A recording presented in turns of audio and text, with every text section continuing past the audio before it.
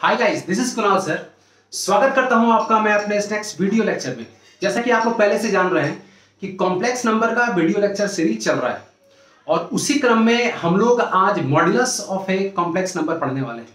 Dear student, अगर आप लोग के पास मेरे अपकमिंग वीडियोज का नोटिफिकेशन नहीं आ रहा है तो आप जरूर जाकर मेरे चैनल को सब्सक्राइब करें और बेल को प्रेस करें, तभी आपको ये जो जरूरी जो नोटिफिकेशन है आते रहेंगे और मेरे अपडेटेड वीडियो मिलते रहेंगे। ओके, तो चलिए आइए हम लोग बिना लेट के स्टार्ट करते हैं modulus of a complex number. Okay, तो सबसे पहले एक कॉम्प्लेक्स नंबर एज्यूम करना पड़ेगा। Let z equals x plus i y। Okay, now we have to find the modulus of this complex number. चलिए ग्राफ पे थोड़ा समझते हैं इसको। ओके, ये x है और ये y है। जैसा कि मैंने आपको पहले ही बताया था, इसको रियल एक्सिस बोलते हैं, इसको इमेजिनरी एक्सिस बोलते हैं। ये कोई कॉम्प्लेक्स नंबर है x y, पॉइंट p को fx भी बोला जाता है। यहां से एक परपेंडिकुलर ड्रॉ करेंगे तो इसको x बोलेंगे, इसको y बोलेंगे। ठीक है,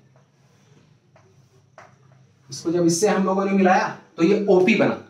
ओके, क्योंकि ये राइट ट्रायंगल है इसलिए पाइथागोरस थ्योरम से हम लोग OP के लेंथ को निकाल सकते हैं। तो OP का लेंथ क्या हो जाएगी? Under root x square plus y square. My dear student, modulus of z और कुछ भी नहीं होता है, ऑरिजिन से इस fx के बीच का डिस्टेंस होता है। ऑरिजिन से इस fx के बीच का डिस्टेंस होता है, यानी कि OP को ही हम लोग मॉड z बोलते हैं। तो इसको मैथमेटिकली कैसे लिखेंगे? Let z equals x plus i y be any complex number. Okay, complex number comma the modulus of z is denoted and defined by denote कैसे करते हैं और डेफिनेशन क्या होता है? तो ये इसका denoting symbol x plus i Y के ऊपर भी आप मॉड लगा दीजिए तो हम लोगों को रिजल्ट में कुछ ऐसा मिलेगा, x square plus y square. तो मॉड z को हम लोग बोलते हैं under root x square plus y square. अगर x real part of z है, y imaginary part of z है, तो हम लोग इसको ऐसे भी लिखेंगे, real part of z whole square plus imaginary part of z whole square. यानी कि सीधा सीधा संबंध क्या है कि अगर हम लोग किसी भी कॉम्प्लेक्स नंबर के मॉड्यूलस को फाइंड करना चाहते हैं, इसका मतलब क्लियर है कि हम लोग उस fx का डिस्टेंस ऑरिजिन से फाइंड करना चाह रहे हैं। ओके, चलिए आइए एक एग्जांपल में लेता हूं, एक एग्जांपल के माध्यम से समझते हैं। z अगर है 4 प्लस 3i तो ऑब्वियस है 4 प्लस 3i फर्स्ट क्वाड्रेंट में कहीं पर मिलेगा। तो हम लोग इस 4 प्लस 3i का ऑरिजिन से डिस्टेंस फाइंड करना चाहते हैं। अगर मॉड्यूलस निकाल रहे हैं तो मॉड z को क्या बोलिए?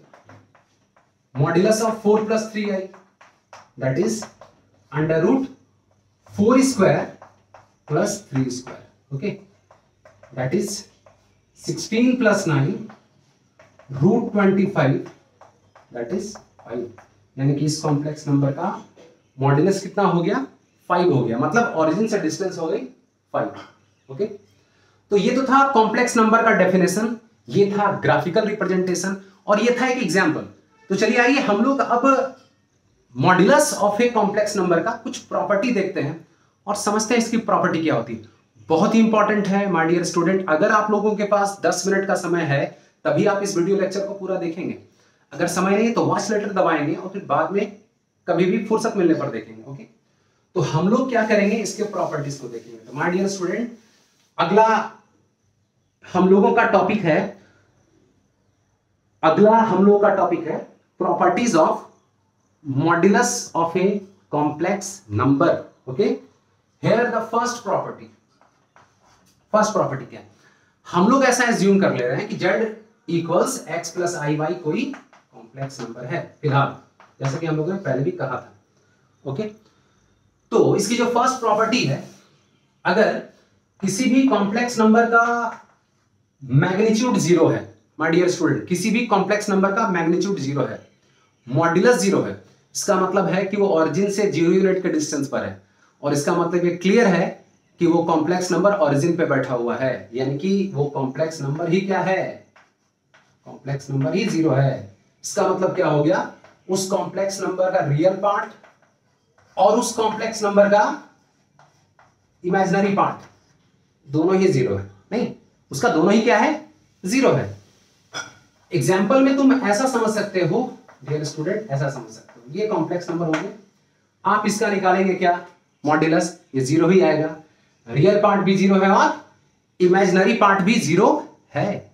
Now property number 2 my dear student, property number 2 क्या है, किसी भी कॉम्प्लेक्स नंबर का मॉड्यूलस निकालो या उसी कॉम्प्लेक्स नंबर के कॉन्जुगेट का मॉड्यूलस निकालो, या उसी कॉम्प्लेक्स नंबर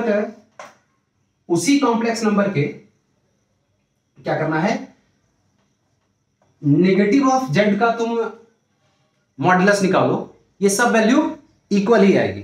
ठीक है, आप चेक करके देख सकते हैं, आप 1 बाय 1 चेक करके इसको देख सकते हैं। चलिए एग्जांपल ले रहा हूं मैं, एक एग्जांपल में ले रहा हूं जेड 4 + 3i, जैसा कि मैंने अभी पहले तुरंत बताया कि मॉड जेड की वैल्यू यहां पर क्या है, √25। अगर कॉन्जुगेट फाइंड करेंगे तो 4 + 3i का कॉन्जुगेट 4 - 3i, और यहां पर अगर हम लोग ये निकालते हैं तो इसकी वैल्यू क्या हो जाती है, 4² प्लस माइनस ऑफ 3², फिर से एक बार 5। या हम लोग ऐसे अगर निकाल लें तो आप क्या करेंगे, -4 + 3i, यानी क्या, -4 - 3i, फिर से एक बार -4² प्लस -3², अगेन 16 + 9 √25 दैट इज 5। तो इस तरीके से हम लोग इसको प्रूव कर पाए कि आप इसके मॉड्यूलस को फाइंड करें, इसके मॉड्यूलस को फाइंड करें या इसके मॉड्यूलस को फाइंड करें, सबकी वैल्यू इक्वल ही होने जा रही है। ओके, और ध्यान से देखना है, अगर फिर भी प्रॉब्लम हो रिपीट करना है वीडियो। ओके, नाउ अब हम लोग इसके थर्ड प्रॉपर्टी को देखना चाह रहे हैं। इसकी थर्ड प्रॉपर्टी क्या है, बहुत ध्यान से समझना है, इसकी थर्ड प्रॉपर्टी क्या हो सकती है, रियल पार्ट ऑफ जेड जो होगा वो हमेशा इस दोनों के बीच में ही होगा माय डियर स्टूडेंट। किसी भी कॉम्प्लेक्स नंबर का जो रियल पार्ट होगा वो उसके मॉड्यूलस और उसके नेगेटिव टाइम ऑफ मॉड्यूलस के बीच में ही उसकी वैल्यू लाई करेगी। आप इसी तरीके से प्रूव कर सकते हैं। Next property, imaginary part of Z जो होगा वो भी इसी रूल को फॉलो करेगा। आप इसको भी चेक कर सकते हैं। फटाफट आप वीडियो को पॉज करें और चेक करके देखें क्या ये पॉसिबल हो पा रहा है क्या। आप वीडियो को पॉज करें और चेक करके देखें। ओके, इसी तरीके से जैसे मैंने अभी किया। ओके, नाउ प्रॉपर्टी नंबर 3 थी ये। प्रॉपर्टी नंबर 4 बहुत इंपॉर्टेंट है। इस प्रॉपर्टी को हम लोग कॉन्जुगेट वाले वीडियो में भी किए हैं। आप कॉन्जुगेट वाले वीडियो को भी जाके देख सकते हैं। ये प्रॉपर्टी ओके, इसका भी मैं प्रूफ ले ले रहा हूं। जेड क्या हो गया 4 + 3i। ओके, तो कॉन्जुगेट ऑफ जेड क्या हो गया 4 - 3i। डियर स्टूडेंट, दोनों को आप मल्टीप्लाई कर लो तो मल्टीप्लाई करने पर कुछ ऐसा दिखेगा। ठीक है ना जी, a² + b², तो क्या 4² - 3i whole square, 16 + 9 that is 25। Okay, now अब इसका हम लोग मॉड जेड निकाल लेते हैं। तो इस एग्जांपल का मॉड जेड तो मैं पहले भी निकाल चुका हूं। कितना आया वो 5 आया है। स्क्वायरिंग कर लो तो 5² 25। तो हम लोग क्या देख पा रहे हैं कि कोई भी कॉम्प्लेक्स नंबर को उसी के कॉन्जुगेट के साथ अगर हम लोग मल्टीप्लाई करते हैं तो वो उसके मॉड्यूलस के स्क्वायर के बराबर होता है। माय डियर स्टूडेंट, बहुत ध्यान से देखना, वो उसके मॉड्यूलस के स्क्वायर के बराबर हो जाता है। नेक्स्ट प्रॉपर्टी, आई होप आप लोग समझ पा रहे हैं। नेक्स्ट प्रॉपर्टी शायद प्रॉपर्टी नंबर 5 या 6 हो जाएगी, चेक कर लेना।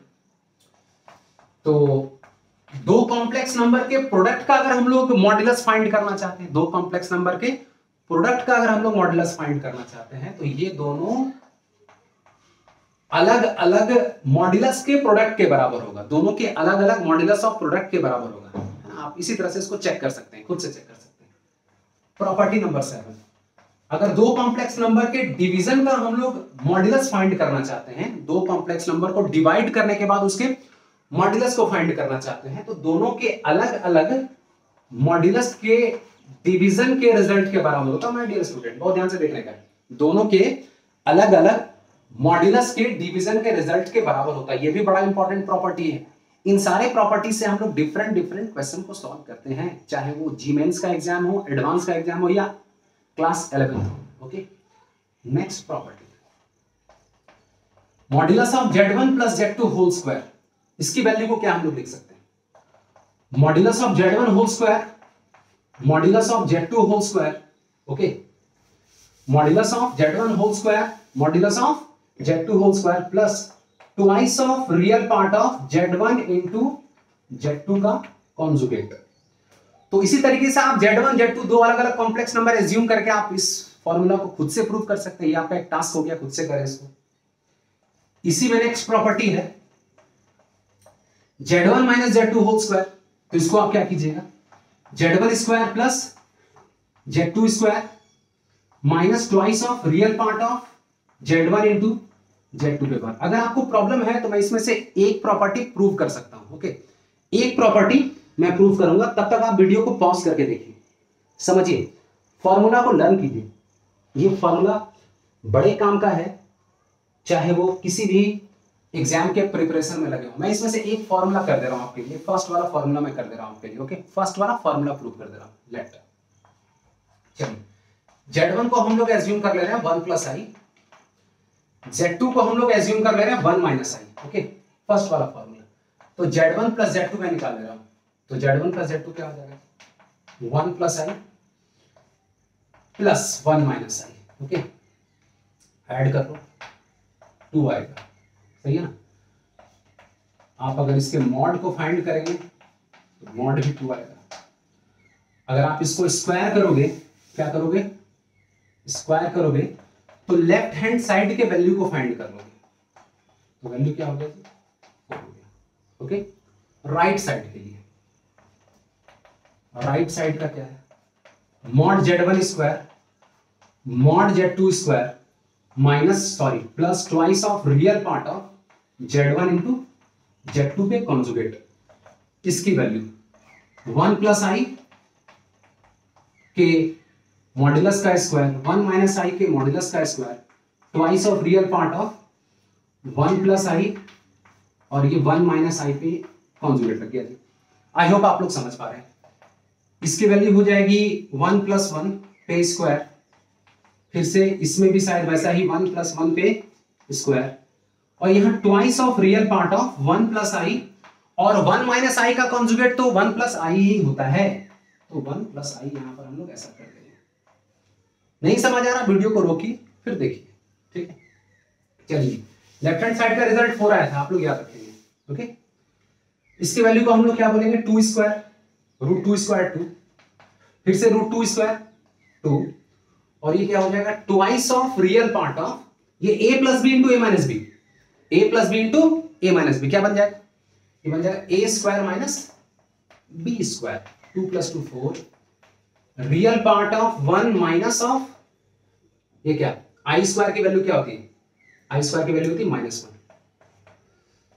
Okay, plus twice of real part of, okay, थोड़ा ध्यान से हम लोग समझेंगे यहां पर, ये क्या हो गया, 1 प्लस कितना हो गया, 4 plus twice of real part of 2।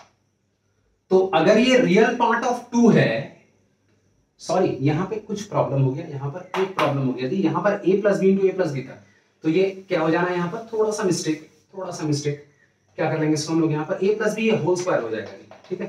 तो ये क्या हो गया, a square plus B square plus 2ab, 1 minus 1 plus 2i, ये कैंसिल, ओके, ये कैंसिल हो गया। अब आगे क्या करना है, ये हो गया 4 plus twice of real part of 0 plus 2i।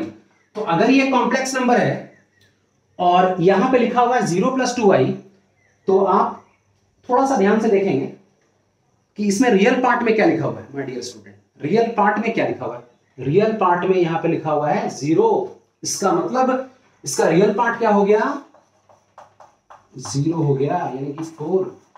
तो लेफ्ट हैंड साइड में भी हम लोग 4 देख रहे थे, राइट हैंड साइड में भी 4 आ गया, तो यहां पर ये फॉर्मूला प्रूव हो गया। इस तरह के रिजल्ट को हम लोग ऐसा लिख सकते हैं। ओके, चलिए नेक्स्ट, अगर हम लोग किसी भी कॉम्प्लेक्स नंबर के पावर को लिखने के बाद उसका मॉड्यूलस फाइंड करें तो वो इस तरीके से भी लिखा जा सकता है, तो वो इस तरीके से भी लिखा जा सकता है। और एक प्रॉपर्टी, जो पिछले वाले प्रॉपर्टी को अगर हम लोग ऐड कर दें, पिछले वाले प्रॉपर्टी को हम लोग ऐड कर दें तो एक नया प्रॉपर्टी क्या बना सकते हैं? Z1 plus Z2 whole square plus Z1 minus Z2 whole square, that is twice of Z1 square plus Z2 square. कुछ हम लोग इसको ऐसा लिख सकते हैं। ओके, एक आध और इंपॉर्टेंट प्रॉपर्टी है modulus of a complex number में, जिसको हम लोग ट्राइंगल इनइक्वालिटी बोलते हैं। बड़ा ही इंपॉर्टेंट प्रॉपर्टी है माय डियर स्टूडेंट, बहुत ध्यान से देखिएगा इसको, ठीक है ना। ये प्रॉपर्टी क्या है कि अगर हम लोग दो कॉम्प्लेक्स नंबर के सम का मॉड्यूलस फाइंड करते हैं, दो कॉम्प्लेक्स नंबर के सम का मॉड्यूलस फाइंड करते हैं, तो ये इस रिजल्ट के बराबर होता है, ये इस रिजल्ट के बराबर होता है। दूसरी प्रॉपर्टी क्या है? दो कॉम्प्लेक्स नंबर के डिफरेंस का अगर हम लोग मॉड निकालते हैं तो इस बारी क्या होता है ना, ये साइन चेंज हो जाता है। ओके, और हम लोग इसको Z1 पे modulus minus modulus of Z2 लिखते हैं। ओके, आई होप आप लोग इस प्रॉपर्टी को एंजॉय कर पाए होंगे। अगर फिर भी किसी भी स्टूडेंट को प्रॉब्लम हुआ समझने में तो मुझको कमेंट करें, वीडियो को अंत तक देखें। किसी भी अलग अलग प्लेटफॉर्म पर डाउट अगर दिख रहा है तो कमेंट करना ना भूलें।